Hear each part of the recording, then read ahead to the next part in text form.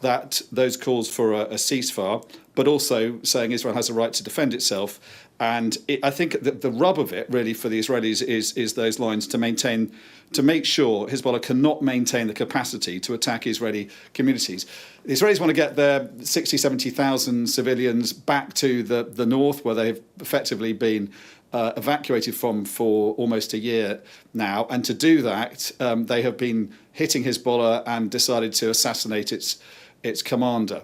The question now is, have they decided that to actually achieve that, they need to go in and physically and forcefully remove Hezbollah from that area that they shouldn't be in, south of the Litani River? And is that militarily possible? Because as we were hearing from John and Ali there have been a number of Israeli invasions of Lebanon over the years. The first one in 1982 that went on to the year 2000, another one in 2006. They've not gone that well for Israel. It's a very difficult country for the infantry and particularly for tanks. And southern Lebanon is hilly. It's full of ravines. It's not Gaza. It's not flat. It's not a flat coastal plain where you can send in tanks and flush out Hamas. And Hezbollah are a different fighting force to Hamas. They are 100,000 strong. They're very well armed. They're very well trained, and they will be protecting their own country. So if Israel goes into that territory in force and tries to flush them out, they will have a fight on their hands, as they have in the past.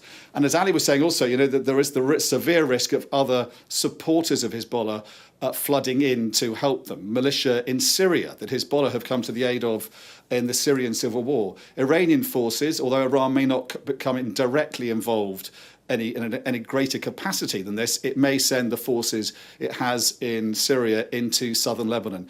It could quickly become a quagmire, and I think those sentiments will be being expressed and clearly have, according to a number of press reports here, to the Israelis by the Americans saying, if you're going to go into southern Lebanon, think it through and have a plan for how it will end and the day after, which is actually something the Americans have been very frustrated by the Israelis not having in their war in Gaza. Indeed. I mean, just to pick up on that point, I'm going to speak now to John. But Dom, thank you for bringing us up to date and all of that analysis on what the Americans are saying and thinking and the counsel that they're providing, John, at this point. Because just to Dom's point there, I mean, the concern is, and we've heard in the various sermons that the Supreme Leader of Iran has given, the Deputy Secretary General of Hezbollah speaking this afternoon, talking about patience, the victory will be ours, showing defiance, because while they may be leaderless at this point, they are heavily armed, and this is their terrain, this is their turf. Yeah, that's right. I mean, if Hezbollah has had one success in this war, which began on October 8th, Hezbollah opened fire with missiles and rockets in solidarity, they said, with Hamas in Gaza. If they have had one tactical success, it is in driving residents in northern Israel, 65,000 people, from their homes and keeping them out of their homes, to the great frustration of Netanyahu and his government. And they have been able to continue doing that. Now, let's say the Israelis pile into southern Lebanon. They say the scope is going to be limited. The operations will last for days, not weeks. The reach will be limited. That's what they've been briefing the Americans. Let's say they go into southern Lebanon. They drive Hezbollah back to the other side of the Litani River, which is what Netanyahu has said was the ultimate objective. The Litani River is about 30 kilometers north of the Lebanese frontier. What if Hezbollah continue to fire rockets and missiles? What if the Israelis are not able to put their citizens back in their homes? That's the question. What does Israel do? Absolutely. It is a very risky moment for Israel as well, because they have had their troops engaged in Gaza for 11 months. These troops have often spoken about needing to be replenished, how they're suffering from, war fatigue. So to change and shift their focus now to this arena and then send special forces and ground troops in this arena, no matter how much you say it's going to be limited, there are so many things right now that could go wrong in that equation. There really are. I mean, once they get in, once they get comfortable, we know that there has been, and there has long been, a disagreement between the Israelis and the Americans about scope of these Israeli wars that we have seen over the last year. But once they get in, they're not able to achieve their objectives. Aren't they likely to stay? That's the danger for them. They're on Hezbollah turf, on Hezbollah's territory. They know it's very mountainous, it's very hilly. Hezbollah will have installations dug into the ground there. They are taking a risk. They're ultimately of losing Israeli soldiers, and that will be felt at home. John, thank you so much. And of course, we will continue our conversation here. We're just going to take a very short break and leave you with these images of the heavy artillery fire across the border into southern Lebanon.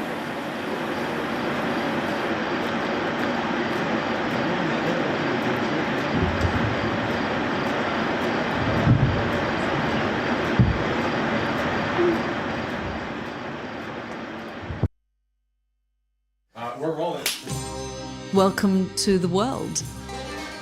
Our new podcast, starting now. It's very exciting. Every week, we'll be reporting from the world's trouble spots. We get to hold those in positions of power accountable, and we get to ask the questions that the audience, the listeners, want to know about. And that's why it is so important that people tune in, come along for the road, come along for the journey. It'll be fun. Weeknights on Sky News. This is your chance. Tell people. Welcome to the politics.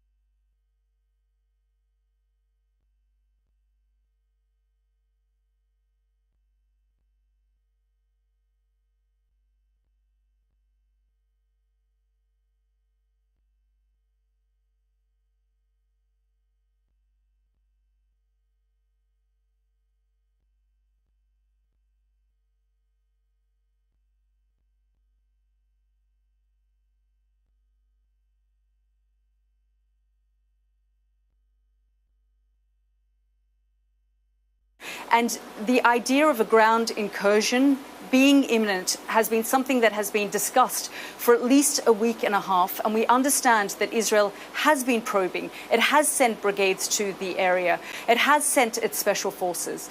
But this evening we are hearing that Israel has informed their counterparts in the United States that this ground incursion is imminent.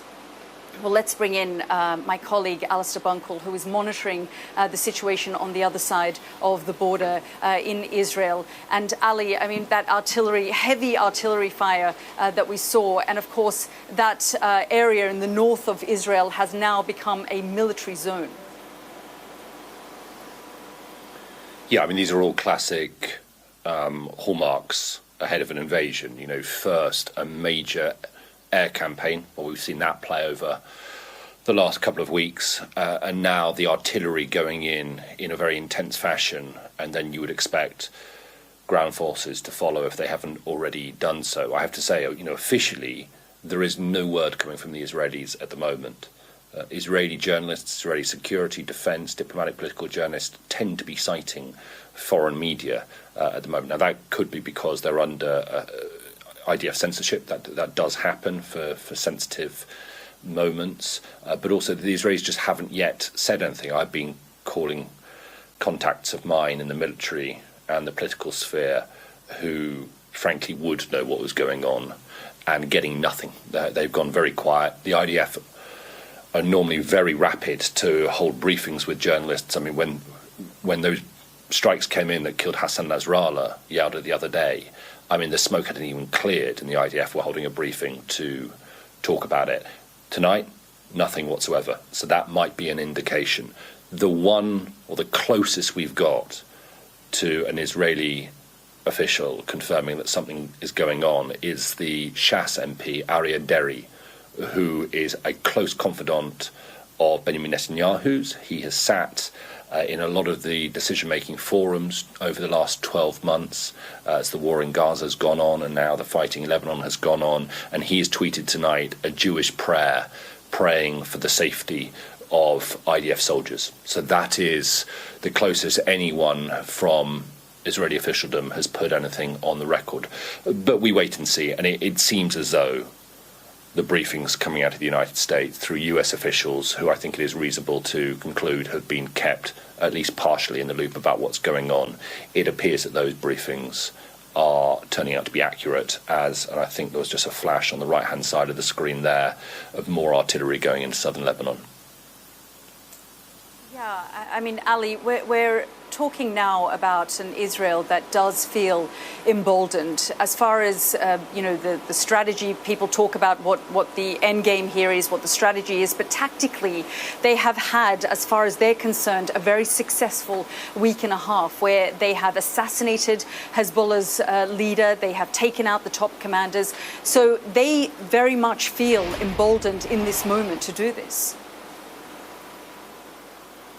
They do. I mean, I would point out that they have total air superiority over Lebanon, really. I mean, they've been flying. When we talk about Hezbollah breaching UN Resolution 1701, the Israelis have been breaching it as well in their own way. They've been flying fighter jets through Lebanese airspace for years and years and years. But over the last couple of weeks, they have been able to do so pretty much unchallenged. But whether that's successful or not, I mean, that's up for debate. Where they have been very successful is in their intelligence, knowing where senior Hezbollah commanders are and taking them out systematically. I mean, it has been a massive coup for Israeli intelligence. After the failures of October the 7th, they have regained some of their reputation. They know, the Americans know, Israelis know that entering Lebanon on the ground is a different prospect. It is very easy to go in. It is much harder to come back out again. You have to have objectives that you want to achieve, and you have to have some sort of end game in mind. But in war, the best laid plans quickly start to unravel, and that is what people fear could happen here, because it is unlikely. We don't know what Hezbollah are going to do. Hezbollah have been quite surprising over the last couple of weeks in the way they have probably been quite restrained in the number of missiles they fired into Israel, all things considered, given that a general secretary was taken out and senior commanders. We don't know what Hezbollah are going to do when Israeli forces go in, but the expectation is they are there and they will fight them. Ali, thank you so much for bringing us up to date there from Israel. Let me bring our John Sparks back in here, who is with me. And John, I mean, Israel has been here before, haven't they? They were here, you know, in 1982. They got stuck for 18 years. And then, of course, we saw the 2006 war as well. Yeah, I mean, 2006, interesting. It was brief. It was a fierce conflict. But Hezbollah, particularly in the initial stages, they were shocked by Hezbollah. Hezbollah were effective on the ground. They had Russian anti-tank missiles at their disposal. They were able to take out Russian tanks. They were able to take out Israeli tanks. They were able to kill Israeli soldiers. It was a damaging conflict for the Israelis, but it was also a deeply damaging war for Hezbollah. The Israelis came in and they bombed much of South Beirut. They took out Dahir, where we saw these massive explosions that killed Hassan Nasrallah. In 2006, Hezbollah had to clean up and then rebuild it because they're both a military organization and a political one as well, and they had to find the money to do that. And that is one reason why people have thought that Hassan Nasrallah was trying to avoid all-out war. He made a succession of speeches and people were listening to what he was saying and they were saying, hey, look, he's stalling. He doesn't want to take the next step here. That's what people were thinking. But now he's dead. His organization is decimated, rank and file and senior commanders, and now they look like they are facing an incursion or perhaps possibly a major invasion in the south. I mean, this is an organization that is reeling at the moment. It's going to be very difficult for them. Yeah, indeed. Risks on both sides at this moment. But we're getting reports that Israel has told the United States that it plans to launch a limited ground incursion into Lebanon as soon as this evening. We can show you now the heavy artillery that took place a short while ago, captured by our cameras there, pointing towards southern Lebanon. Have a listen to this.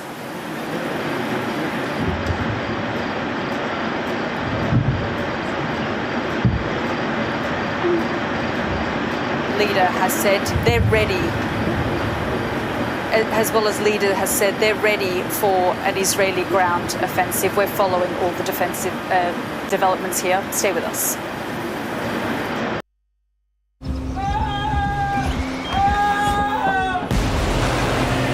The most significant day of this conflict. They keep telling us that they want aid. And this is what's left of it. Heavy vehicle. Why only in America? People want their country to work. Just want a job in a normal life. Why are these homes empty? I want you to be honest with people. That has happened within minutes. Sky News, the full story first. Free wherever you get your news.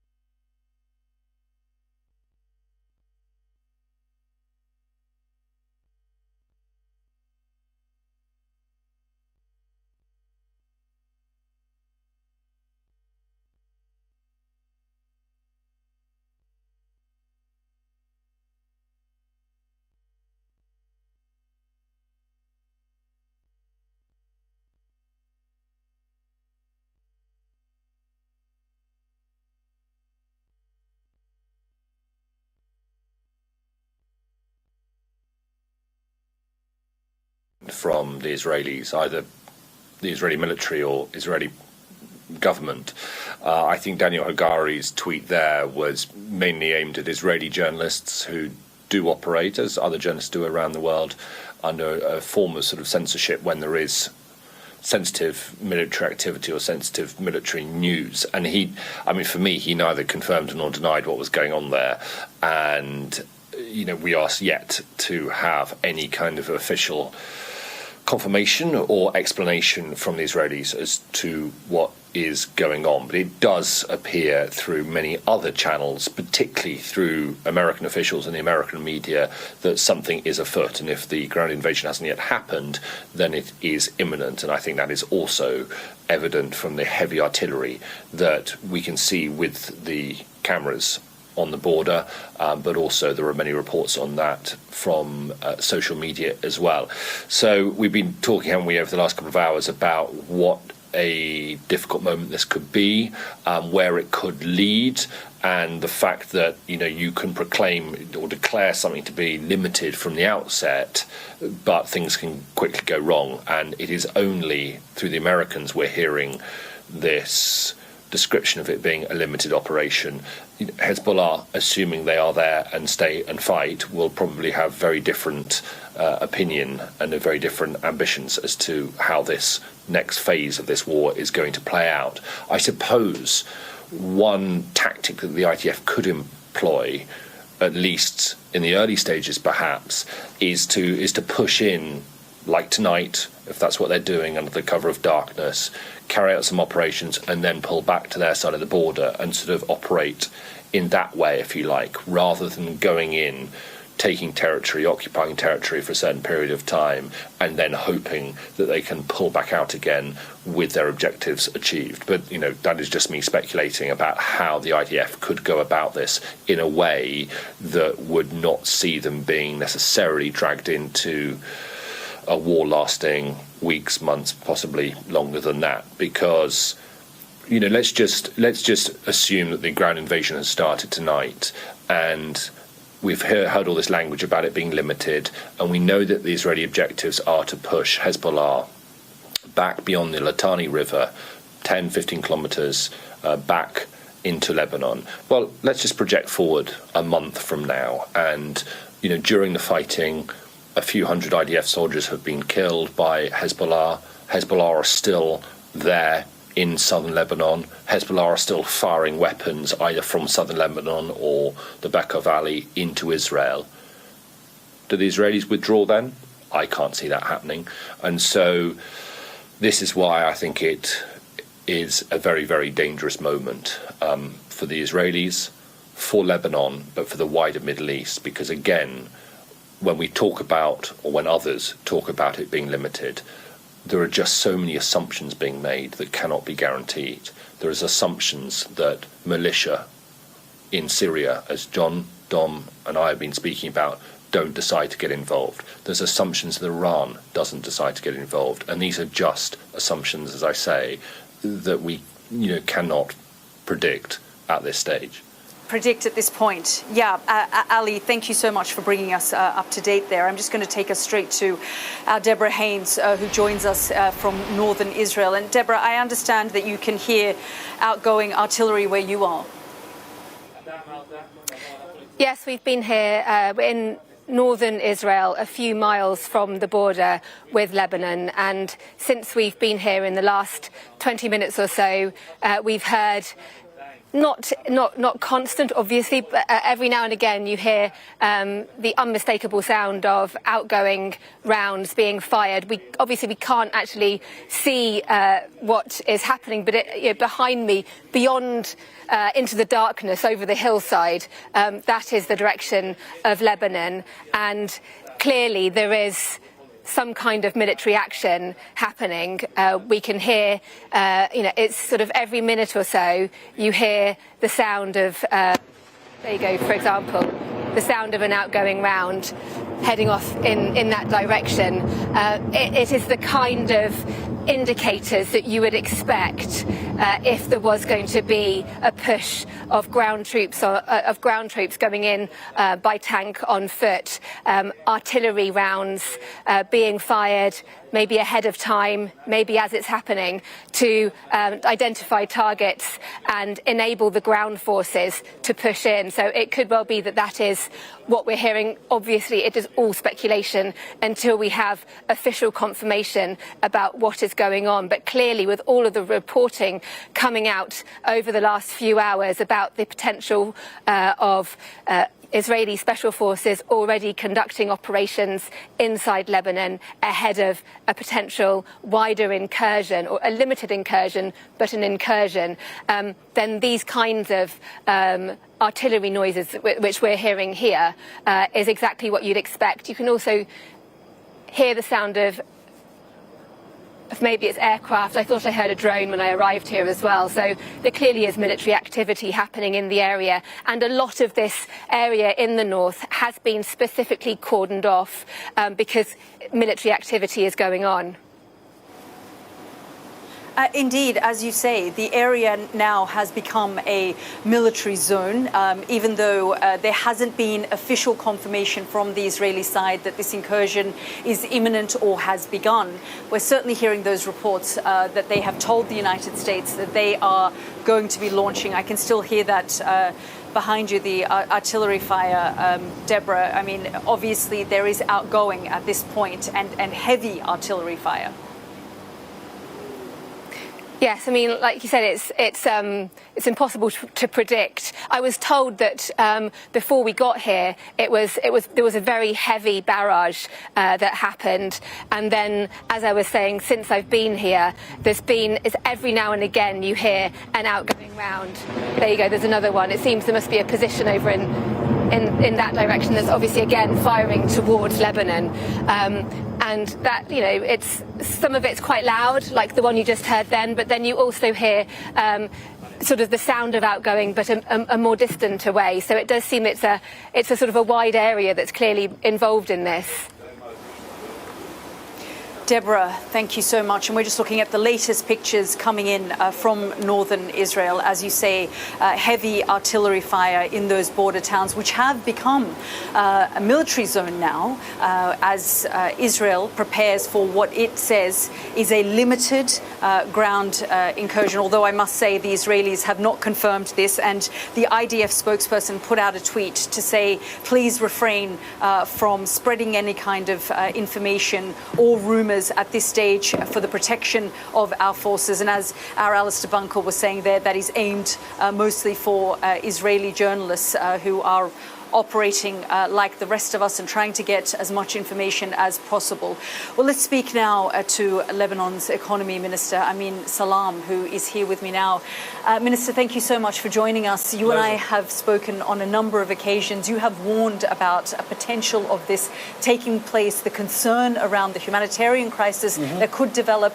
And your country has been here before.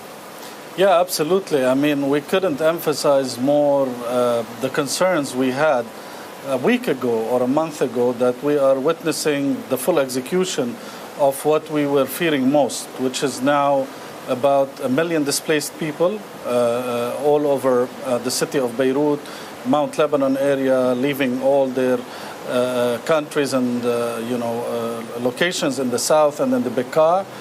Most importantly, there's a lot of people that are on the streets. I mean, the government is doing its best to take care of the displaced people, but the amount of people that is all over the city within the time frame that they move into the city is really, as I said today in one of the media outlets, I said it's unprecedented in the world. There has never been 1 million people that have been displaced in less than 4 or 5 days. It's a chaos, it's a disaster, it's weighing heavily on everything in Lebanon. And at the same time, we're getting news every hour. And just the past few minutes, we got news that the Israeli cabinet or the Israeli government has given full approval for escalation. And as we stand here speaking, we could hear the MK drones over our heads, taking surveillance pictures of the city, of everywhere, with official threats as well on the social media and in the news today to be bombing in the next few minutes or hours the suburbs of Beirut. Yeah, and we saw central Beirut hit, overnight. They said that they were targeting a Palestinian militant group, but more Hezbollah targets have been hit. Civilians have died in those attacks as well. Minister, can I get some kind of confirmation from you? We are hearing reports that the Lebanese army has retreated at least 5 kilometers from their positions. Yes, I have been following the news for the past hour. There has been there's coordination happening with the UNIFIL. The UNIFIL as well is at a very critical point, and it's difficult. The UNIFIL's role today with the Lebanese army is to avoid escalation. And as everybody knows, the Lebanese army is being very critical as to how they are maneuvering around the situation without direct contact with the Israeli army that is moving slowly into the borders. Their operations, I believe, have started. Do you believe they are already in Israeli forces? From your information, they're already in the country? Well, we've heard that they have been moving very rapidly. They have been. It has been visible as well to the people in the north, to the Lebanese army, to the UNIFIL, that there are massive numbers of tanks that are lined on the border now as we speak. These reports that they're in Ramesh in southern Lebanon, can you confirm those at all? I can't really confirm. I was doing a few phone calls before we started this interview, but I have not gotten confirmation yet that we are there or that the tanks have been close to those villages, including Ramesh. But I am certain that it's very clear that the decision has been made. They are moving. Even though the Lebanese government today, our Prime Minister was very clear in our message to do a full compliance with 1701 and to send the Lebanese army to be present with the UNIFIL in that area. The reason the government sent this message was part of our diplomatic positive reporting. But how do you stop Hezbollah? Escalation. How do you stop Hezbollah from breaching that? Well, I mean, there is a lot of work being done internally and internationally as we speak, despite the fact that we heard today from Hezbollah leader that they are still on the same position to defend and attack any Israeli invasion. However, there is really unprecedented as well diplomatic work being done around the clock, 24/7 with the United States, with France, with the European Union. A number of the Arab countries, including Saudi Arabia and Qatar, are being very involved to avoid an escalation, because once there's a ground war invasion, we are mostly fearful that there will be a clash, and that clash might lead to further escalation, further bombing. So that is where we are putting all our efforts now. However, things seem to be a little out of control on the border as far as the Israeli side, the Israeli decision to do this invasion. And obviously, they're not going to stop their campaign here in Beirut. I just want to show you this tweet, which you were referencing a little earlier, that the IDF has put out another evacuation order for southern Beirut. Yes, they have asked people to evacuate these certain neighborhoods. This is very similar to what we saw following Hassan Nasrallah's death. It's a very similar that came out about midnight, and they told people, and then we saw people go running from there. It's very similar, it's very specific, it's very precise. You can even see, the specific locations almost per building, as far as sending, announcements to evacuate. And after what we have seen, this could not be taken lightly. This should be taken seriously. Minister, what is your government doing to rein in Hezbollah as well? To be quite honest, I mean, we did a very urgent meeting upon the arrival of the Prime Minister from New York on Saturday night. The message was very clear. The message was, let us all work, let us all be united to avoid escalation. Let us all calm down and try to, and the message as well included members of the Hezbollah political party that are members of the cabinet. And do you think they will listen? we felt that there was a lot. I mean, for them at the moment, it was a time of grief, it was a time of pain. But we felt that there was a very clear understanding that the country cannot bear that escalation. The country does not want to go into this escalation.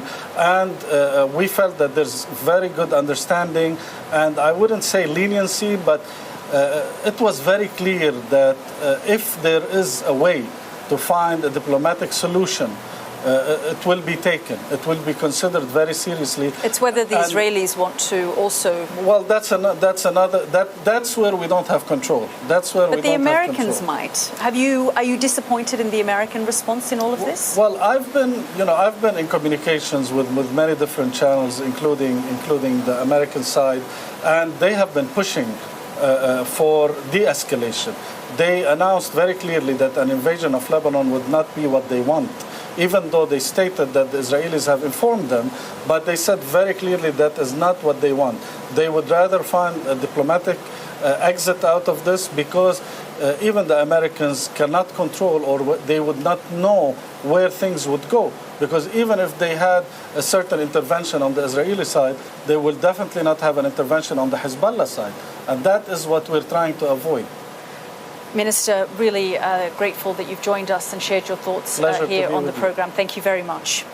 Well, we've got lots more coming up in the next edition of our program, as we've been reporting the potential Israeli ground invasion. The minister says he believes it may already have begun. We're seeing heavy artillery fire across the border. Stay with us. We've got lots more coming up in the next edition.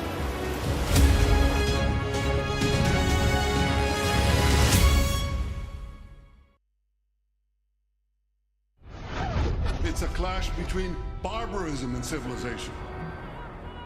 The failures of October the 7th are the failures of Benjamin Netanyahu. He was in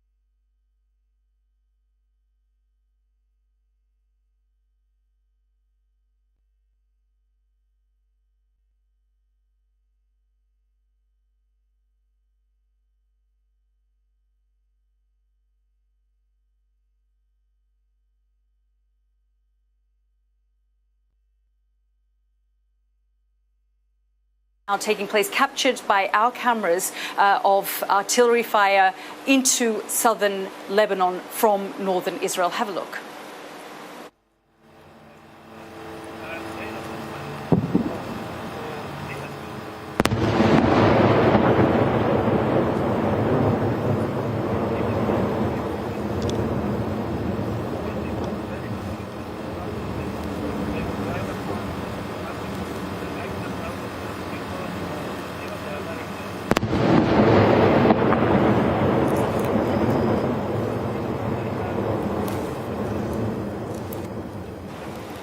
Well, you were listening there to the heavy artillery fire that is being captured by our cameras there. And Lebanese media, the local media here, are reporting that they are hearing and seeing the heavy artillery fire in those border towns. They're also reporting that they can see Israeli tanks in some of those border villages and towns, although I just spoke to the economy minister who said he could not confirm that that had happened. Of course, it is the dead of night and there is a lot of information that still isn't clear. But what we do know at this point is that Israel has informed the United States that they are going to conduct this ground incursion. It is something that people here have been anxiously waiting all week, especially following the killing of Hezbollah's leader, Hassan Nasrallah, where people were wondering where this was going to go next. Even tonight, the IDF has issued a warning to residents of southern Beirut, asking them to evacuate their homes. I just want to show you that tweet that came up of the neighborhoods in the southern area of Beirut that have been asked to evacuate their homes. For the last few days, we have seen women, children, the elderly, families leaving their homes, gathering in parks, sleeping out in the open, sleeping in town squares, uncertain about where to go, because there is now 1 million people on the move in this country from the south, making their way up to the north, from the east in the Bekaa Valley, as well as some northern towns that have been struck by Israel's bombardment. So a lot of developments taking place there. We can see that aerial bombardment that we just showed you from our cameras. Our teams are in northern Israel at the moment. Their cameras are stationed there. They can hear it, they can see it, and we will be bringing you their reports. You can just see these images that they captured a few moments ago. And you can really hear that heavy artillery. Our correspondent John Sparks was telling me earlier that this is really to lay the groundwork. This area in northern Israel has become a military zone now, as Israeli forces, special forces, prepare the ground to enter Lebanon. The IDF have not confirmed or denied the situation. They did put out a tweet. The IDF spokesperson put out a tweet to say, asking journalists, asking people not to spread rumors, not to put out information, because they said this is about the safety of their troops as they send in special forces in what they say is a limited incursion into southern Lebanon. But of course, the United States is incredibly concerned this evening. We heard from our Dominic Waghorn, who said that the Americans have been counseling, have been telling the Israelis to ensure that this is limited. But of course, that comes with so many risks. And of course, the concern is, will this spill over regionally? Well, as we've been saying, much of Israel's focus over the past week has been, as they've said, to dismantle the so-called axis of resistance. Let's just talk you through what that is. It's an informal group of Iranian-backed militias hostile to Israel. It includes groups from Lebanon, Syria, Yemen, and other regional neighbors. One blast today killed 3 members of the Popular Front, a militant group in Lebanon and Gaza. Hamas have also confirmed their leader in Lebanon, Fatah Sharif, was killed in Tyre. And though Israel has pulled back in Gaza, eliminating Hamas is one of its big aims. A strike today at a school killed 4 people. Israel claimed it was being used by Hamas as a command center. But the main focus recently has been to target the top branches of Hezbollah's leadership structure.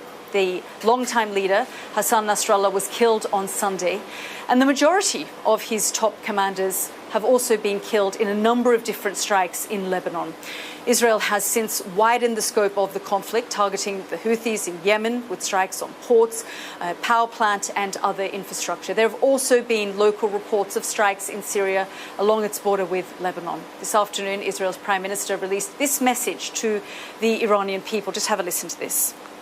Every day, That regime plunges our region deeper into darkness and deeper into war.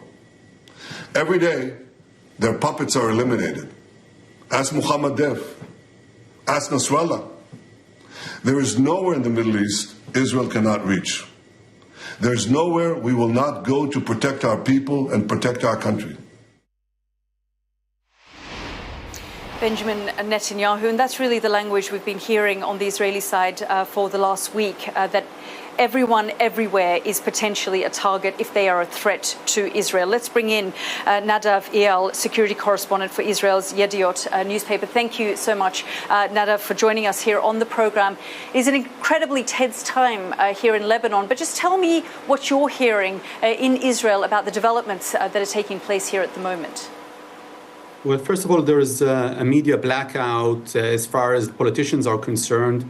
The spokesperson of the prime minister basically told the cabinet ministers and members of the coalition not to say a word to anyone or no off the record as to what's happening in Lebanon and to the possibility of a ground incursion. But if the Americans are saying that Israel is in the process of ground operations, we can safely assume that this is the case. And indeed, in Israel, they were saying again and again in recent days, security sources, IDF sources, that in order to finalize their mission and return the dozens of thousands of Israelis that have been displaced for a year now, they need to have some sort of a ground operation in southern Lebanon. They said it's going to be limited. This is not going to be a full-fledged invasion of Lebanon. It's going to be a very targeted operations that their aim is to put those areas that have been attacked repeatedly by Hezbollah out of his aims and out of the distance that they can shoot at,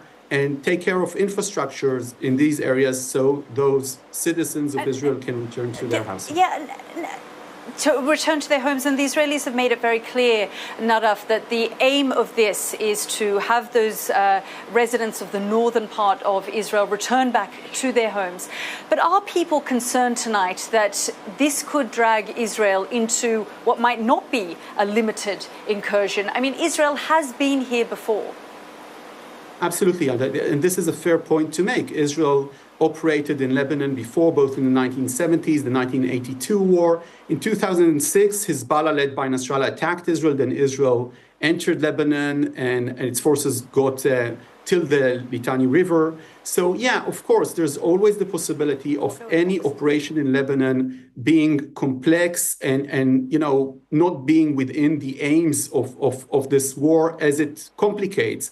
And there's the option of Iran responding to what happened in Beirut and the killing of Hassan Nasrallah and the entire central command of Hezbollah. And Iran wants also to somehow revenge the death of Ismail Haniyeh, something we almost don't mention anymore. So there's this possibility. But look, Nadav, is there fear, though, that it might not just be the battle-hardened fighters of Hezbollah that Israeli forces are taking on?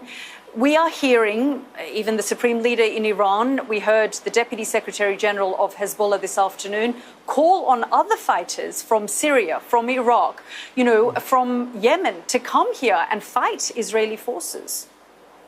Yes, absolutely. And this is a possibility. And these fears definitely exist. And I'm not going to underestimate them. But let me tell you what the consensus in Israeli's leadership and also military leadership is. That this time it cannot end with a bluff.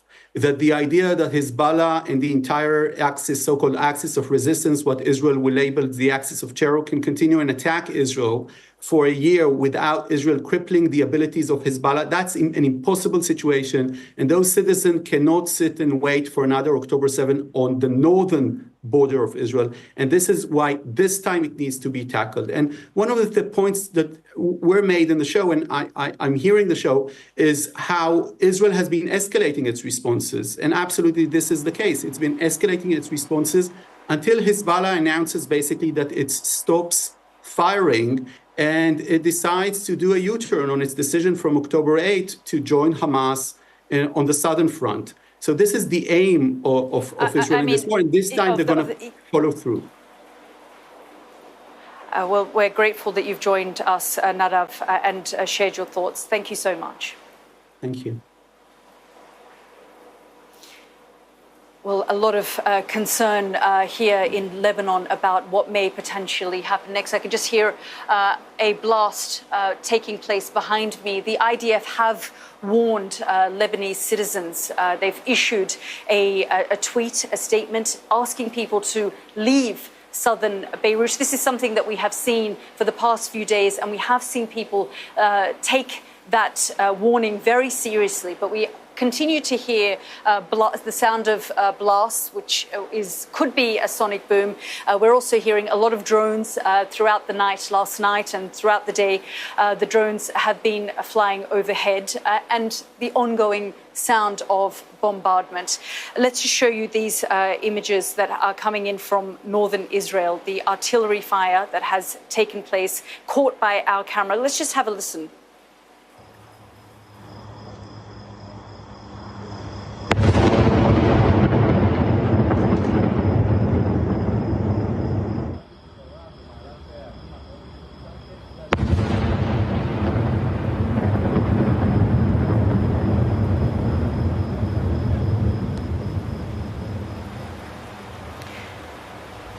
Sound of heavy artillery fire in the border towns captured by our camera crew. Our team is in northern Israel, and the sound you're hearing is outgoing towards southern Lebanon. And Lebanese media have confirmed that they have heard this heavy artillery fire in the border towns. So things are and have continued to escalate, and there are a lot of people here very concerned about what all this means. Joining me now is Faras Maqsad, Senior Fellow at Middle East Institute. Faras, thank you very much for joining us here on the program. We have seen over the course of the last 10 days or so the situation escalate quite dramatically. I just want to get your assessment on what we're hearing tonight about a ground incursion now. Yelda, yes, it seems that the Israeli Security Cabinet has very much greenlit that operation. And so whether it's commenced or about to commence, I think we're looking at an operation in southern Lebanon. The question then becomes whether this will in fact be limited or whether this is something much broader than that. The Israeli position has been dynamic, to say the least. It has changed. The stated objective of this campaign at first was the return of some 60,000 Israelis who've been displaced from their homes as a result of Hezbollah's rocket fire. But increasingly, we're hearing that this is an ambitious operation to readdress the balance of power, not only in Lebanon, but in the Levant, in Israel's favor as this showdown against Iranian forces in the region, that Iranian ring of fire around Israel, as that showdown continues.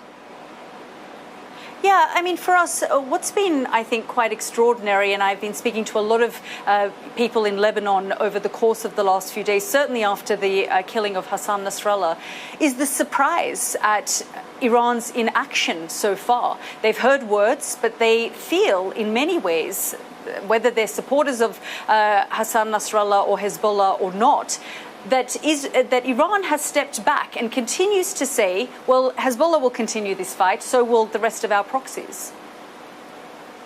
That's a great point. Not only are the majority of Lebanese surprised, bewildered at the fact that Iran has not, in fact, stepped up, not only just to the killing of Hassan Nasrallah, perhaps the most important personality in that Iranian axis around the region, but also Ismail Haniyeh, in the heart of Tehran under their own protection. And so, yeah, even Hezbollah's own supporters, their own support base, feel let down by Iran at this point. And I think that that fissure is interesting and would be, there's an opportunity there for the U.S. and others to exploit. But that said, that shouldn't at all be surprising. We all know that Iran plays the long game and has a preference for asymmetric warfare and indirect warfare rather than direct warfare. And I guess for us, what is clear and has always been clear, but I guess more so to Hezbollah and their supporters at this juncture and this point, is at the end of the day for Iran, and I can hear very loud blasts just behind me, at this very moment and this point, for Iran, it is all about preservation of the regime. And they, therefore, if, people like Hassan Nasrallah, who often described as being the second most revered after the Ayatollah, well, if he's sacrificed, at the end of the day, it's the regime that needs to be protected.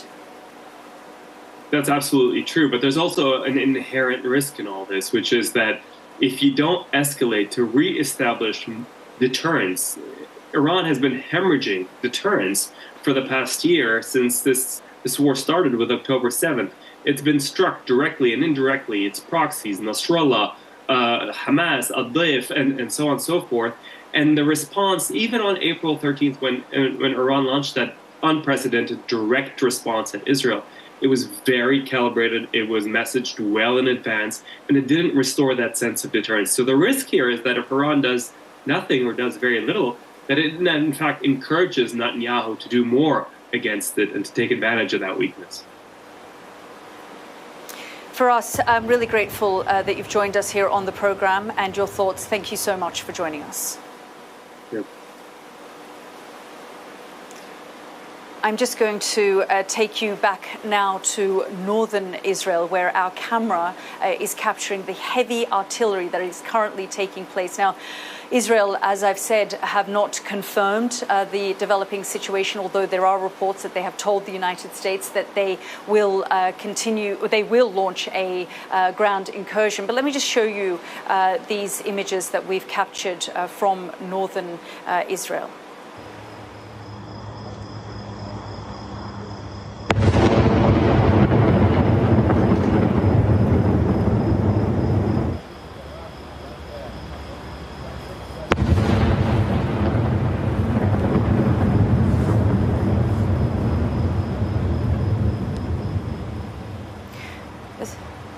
The sound of heavy artillery there, and both the Lebanese media say that they can hear it coming in, and our teams who are there on the ground, Deborah Haynes was telling us a little earlier, and we could see the artillery going out just behind her, the sound of it. So things dramatically escalating, although Israel hasn't confirmed that ground offensive has begun, but they have, according to our sources and contacts and colleagues at NBC, they've said that US officials have been informed of this. Let's get the very latest from my colleague Alex Crawford.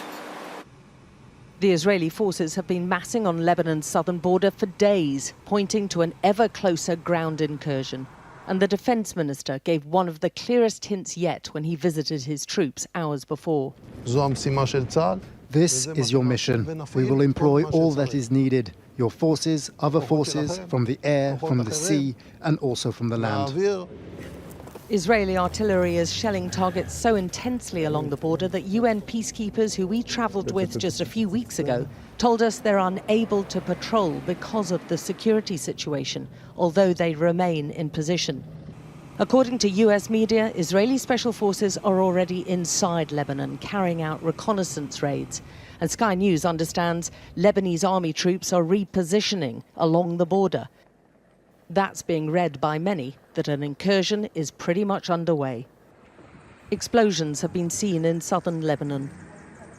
And as more Israeli troops were spotted gathering on the border, the IDF declared 3 villages a military zone, another indication troops may be on the move or about to be. In the first Hezbollah speech since the killing of their leader, the militant group signalled they're ready for any ground battle. We're prepared if the Israelis decide to enter by land. The resistance forces are ready for a ground engagement. The lead up to this point has been bloody and violent. We watched rescue workers searching for survivors hours earlier at a site where it's hard to believe there once stood 2 multi-storey residential blocks, packed full of families, many of them displaced. There've been some remarkable tales of survival. The rescuers took a long and painstaking 4 hours to bring out this man. They've located many of those trapped by their shouts for help despite being buried.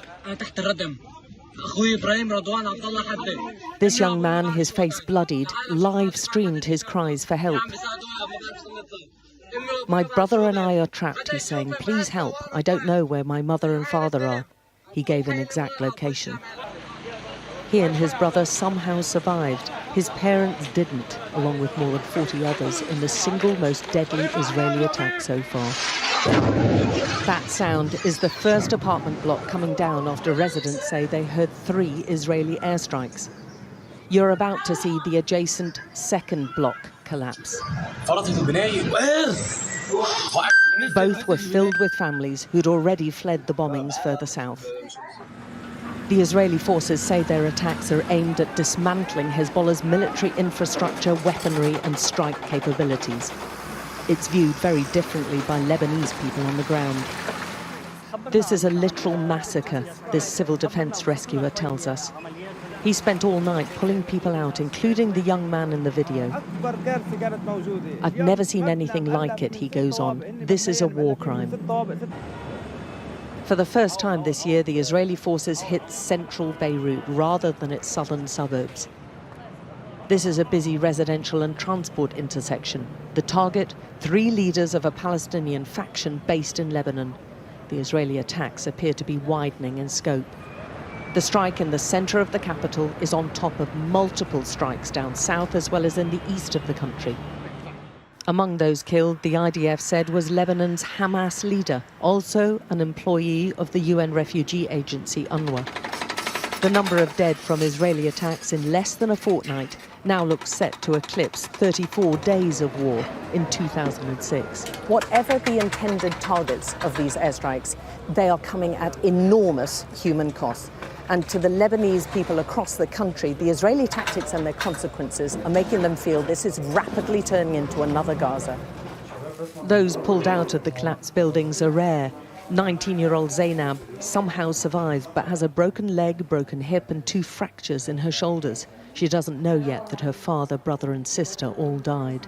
The Israelis targeting that building only means they want to scare us. They target civilians. But you should know we're not afraid. They can't scare us. And even if they try to kill us and maim us, we'll keep fighting. The medical staff are frightened too, most afraid to be identified. We've seen what the Israelis do in Gaza, and now it's our turn. They're not seeing any difference between civilians, medics, or fighters. They're criminals. Hezbollah said it's responding to these strikes with what it called minimum effort, and it's ready for a long battle, whilst Western countries who are unable to broker an end to this are drawing mounting criticism. We don't want anyone to get in our war, but all what we want is to stop supplying Israeli arms and Israeli defense forces, and as you see, this is the result. This is the result of the supplies. Multiple entire families are being killed, 7 members in this one family alone.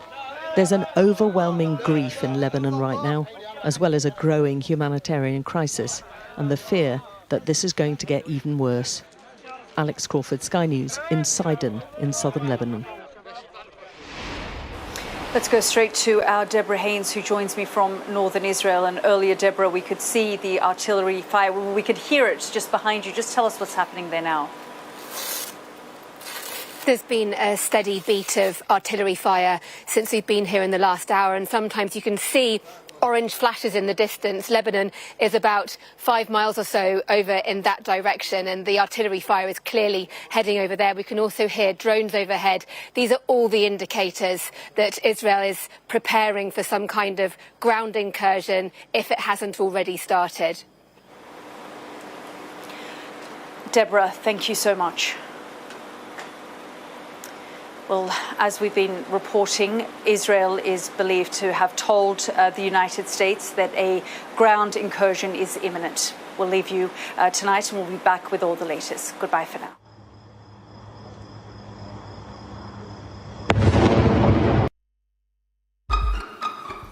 We've got your Sunday mornings covered. From the front page and the sounds of the streets to the voices of the people who make the major calls and big picture politics beyond Westminster. We'll put you at the heart of our story. A new start to Sunday. I'm ready. Are you? Join me, Trevor Phillips, Sunday mornings on Sky News.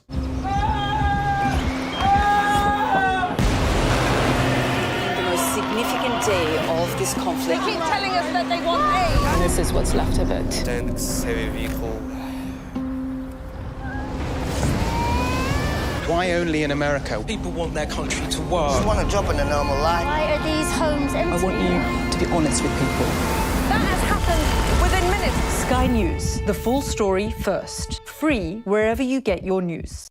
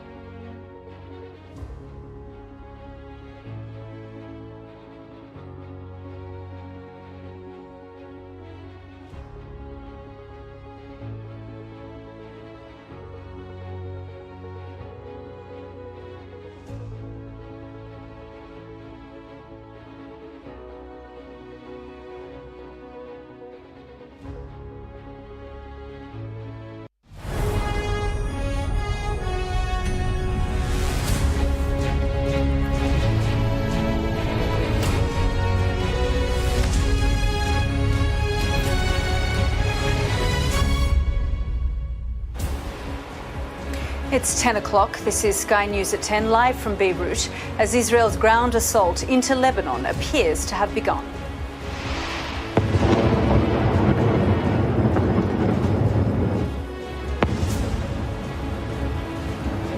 There is heavy artillery fire reported in border towns, and Lebanon's army is repositioning in response to the offensive.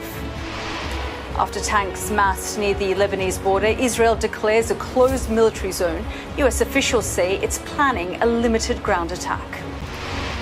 It follows intensified airstrikes on targets in Lebanon. We see the efforts to find some of those trapped in the rubble. And the people so fearful of the coming storm that they want to escape to Syria, gathering at the border in their thousands. Also on Sky News at 10 tonight, the tears of the victims of another apparent post office scandal after an official report finds they too may have been failed by a faulty computer system.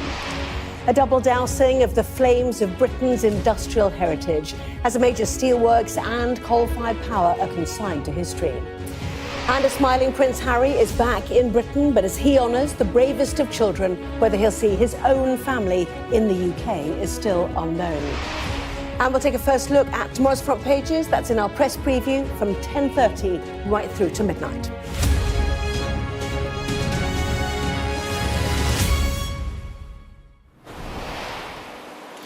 Good evening from Beirut, not much more than 60 miles to the south of here. What Israel's defense minister today called the next phase of its war against Hezbollah appears to be underway tonight. Heavy artillery fire is being reported in border towns. Israel has declared a closed military zone, and United Nations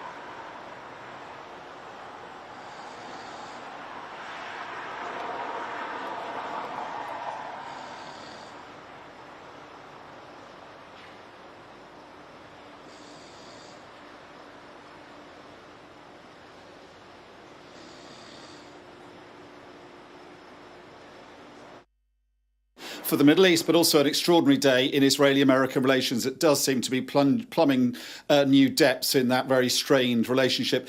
A hair started running when the State Department said that they had been told by the Israelis that they were conducting operations in Lebanon. It wasn't clear whether that was actually talking about it happening now and then, or whether that was they felt that this was the plan of the Israelis. So the American president was then asked about that directly.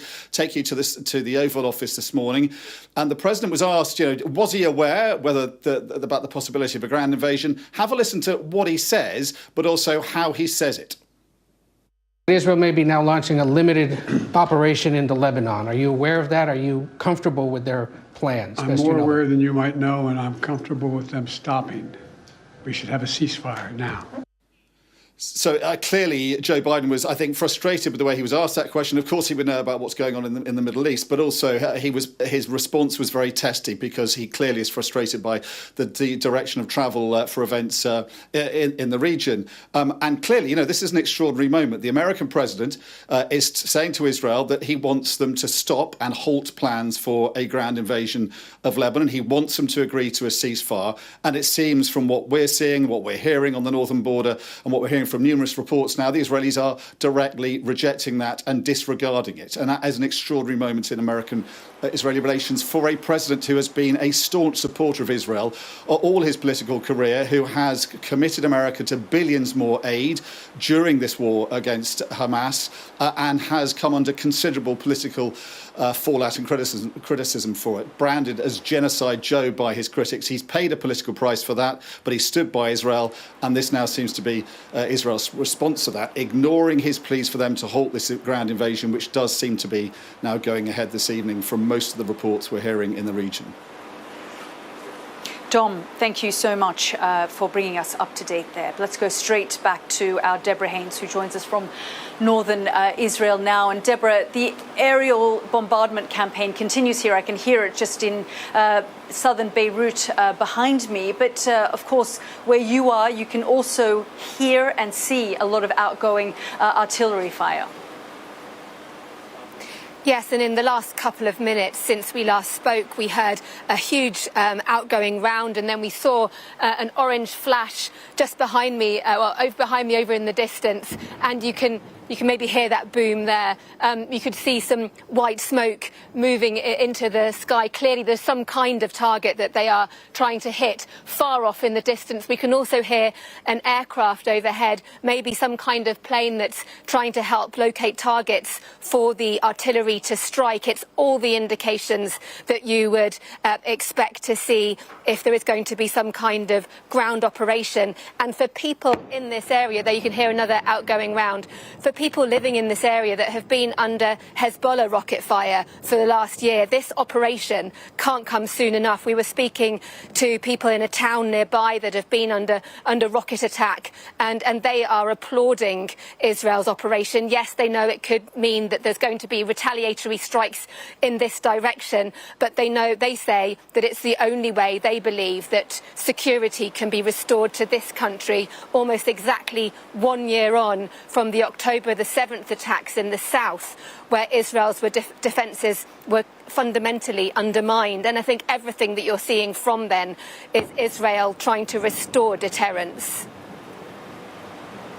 Deborah, thank you so much for bringing us up to date there from northern Israel, and we can hear that outgoing artillery, heavy artillery fire into border towns, into southern Lebanon. Well, the fear of Israel's ground offensive and the airstrikes has caused the Lebanese government, they say, around 1 million people to be displaced from their homes. Some have moved north away from Israel. Others are moving east. Many are attempting to cross into Syria, saying it is less risky than staying in Lebanon, which is quite extraordinary given Syria is a war zone.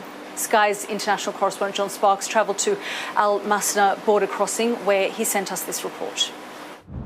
Few people in Lebanon would choose to make this trip. The Syrian border is something to avoid. Yet 100,000 have made the crossing, and many more will try, each one an act of desperation. Aren't you taking a risk by going back to Syria? I have to take a risk. What am I supposed to do? I need to escape the war. Yeah, we're scared, but we just rescued our friend from the rubble. This is Masna, a dusty frontier town now consumed by a great wave of humanity. The majority are Syrians who've decided to gamble on a trip back home. Adnan had just arrived from southern Lebanon. Down there, they're bombing civilians. They say it's Hezbollah, but that's not true. Everything belongs to civilians. They're trying to forcibly displace people. The fact that so many people here think that Syria is safer now than Lebanon, what does that say to you? Yes, of course. They're hitting everything. They've gone from one place to another as they bomb. There's not a single place in Lebanon that hasn't been hit. These are extraordinary scenes, a remarkable exodus underway. Many people here fled for their lives during the Syrian civil war. Now they're returning because they think Syria is a better bet. They think it's a safer place to be than Lebanon. And you can see and you can feel the urgency. Nobody's hanging around. Many have never visited their homeland before. They've spent their lives as refugees. Others are angry. The Israeli bombardment has forced 1 million people from their homes. They came to us, they occupied us, and they want to impose themselves on us. Hassan Nasrallah was martyred. I hope there'll be 2,000 more Hassans. More than 1 million Syrians have sought sanctuary in Lebanon, the majority living in squalid camps like this. Many residents won't go back, afraid of what the Syrian regime would do. But at the border crossing, an elderly couple told us they'd take their chances. Even Syria is not safe. But where are we supposed to go? Where are we going? We just don't know. But we take this road, and the rest is up to God. After days of airstrikes, civilians are going to extremes in a desperate effort to protect themselves. Thousands more will follow as the Israelis intensify their campaign. John Sparks, Sky News, on the Lebanese-Syrian border. Well, you can already see the humanitarian crisis as a result of a week-long bombardment campaign by Israel. 1 million people on the move from the south, the east, and other parts of this country, trying to move north, trying to get away from the bombardment. Tonight, Israel issued another warning to citizens of southern Beirut, and they told them to move out of their homes, move out of the area, because those neighborhoods would continue to be targeted. I think we can show you some of those blasts that took place in the last few minutes, where we heard just behind us the bombardment of southern Beirut taking place there. So that was just behind me here. And we have seen a very similar campaign over the course of the last few days. Israel has issued a number of warnings asking people to leave. We've also heard just one statement from the IDF tonight, the Israel Defense Forces. Their spokesperson came out and said, please refrain from reporting on this, from spreading false rumors, because we're worried about the safety of our troops. They have not confirmed that this ground incursion has begun, although I did speak to many ministers here and the economy minister, who has told me that they are getting reports that this ground incursion has already begun. We did see that artillery fire from northern Israel into southern Lebanon. Lebanese media also reporting that. We will continue to follow all of the developments here from Beirut, from Israel and the wider region, as the implications of this ground incursion become clearer, as well as obviously the human toll as well. But for now, Anna, back to you in the studio. Yalda, thank you. Now, Alan Bates became the face of the first post office computer scandal. Could Steve Marston play a similar role for a second? He is one of these sub-postmasters who believed he had been failed by the post office's capture computer system in the 1990s. Well, today, an official report found a reasonable likelihood that it too, like the Horizon system, created shortfalls in some of their accounts. Steve and his wife watched the delivery of the report from home, as our business correspondent Adele Robinson reports. This meeting is about the scandal before the scandal. And this is the moment Steve and his wife have been waiting for. Confirmation the capture accounting software he used as a sub-postmaster in the 90s may have been responsible for shortfalls he was prosecuted for. An independent reports found there was a reasonable likelihood that capture could have created them. After nearly 30 years of thinking that I was the one to blame, that the software, the computer was perfect, I just feel totally emotional, totally overwhelmed. It's just been horrific for my wife. Both Jan and myself, we've been having a lot of therapy over the years. But it's always there, it's always there. It's always in the background. Capture was the predecessor to the faulty Horizon computer system, which saw hundreds wrongfully convicted. The report made no conclusions on the safety of capture convictions, but it paves the way for exoneration. We've got to have exonerations of these individuals, and we've got to also have a compensation scheme for the individuals. The problem is the Post Office still dragging their feet on information, and we don't know exactly how many people are affected by this. I think the government have got to press the Post Office now very hard to reveal all the information they've got on the capture system. It was all part of the Post Office scandal, and it set the scene, if you like, for aggressive prosecutions and an inability to accept that the computer could be wrong. Despite asking, the government didn't respond to our request for a comment, but the Post Office say they're sorry for past failings and determined that wrongs must be put right. Victims, however, have waited 30 years already, and they want speedy action. I'm 68, I'm not going to be here forever. I want this to be done as quickly as possible, not just for me, but for everybody else, plus posthumous pardons as well for those that are sadly no longer here. I think they deserve, because they went to meet their maker with this still hanging over them, you know, being seen as thieves when they weren't. Adele Robinson, Sky News. The BBC revealed today that it had upheld complaints by the actress Amanda Abbington against her dancing partner in the programme Strictly Come Dancing. She had not suffered physical aggression, it found, but had suffered verbal bullying and harassment. She said the result was a vindication, as our arts and entertainment correspondent Katie Spencer reports. Dancing the salsa, Amanda Abbington and Giovanni Panici. When Amanda Abbington dramatically quit Strictly Come Dancing, the scandal saw her subjected to vile rape and death threats. Giovanni Panici had vehemently denied her claims that he was unnecessarily abusive, cruel and mean in rehearsals. After half a year, a BBC inquiry concluding that while complaints of verbal bullying and harassment were upheld, claims of physical aggression were not. But the BBC has apologised to the actress, admitting that while at the time the production team took steps to address the issues as they understood them, ultimately what they did back then wasn't enough.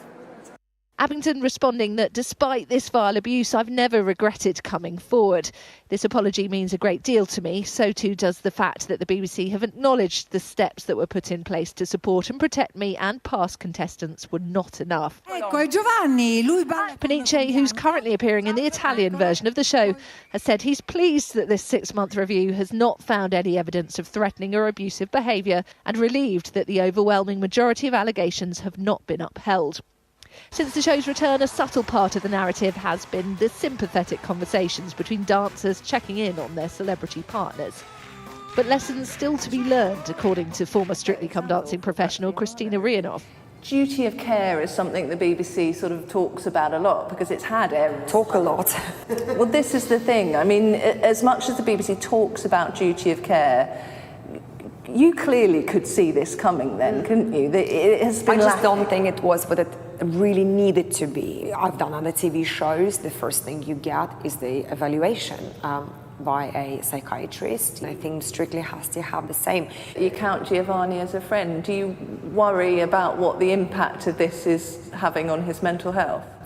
I do, because I know it can be very difficult for anyone going through so much pressure in the press. People think we're just some sort of machines, you know, we're not humans.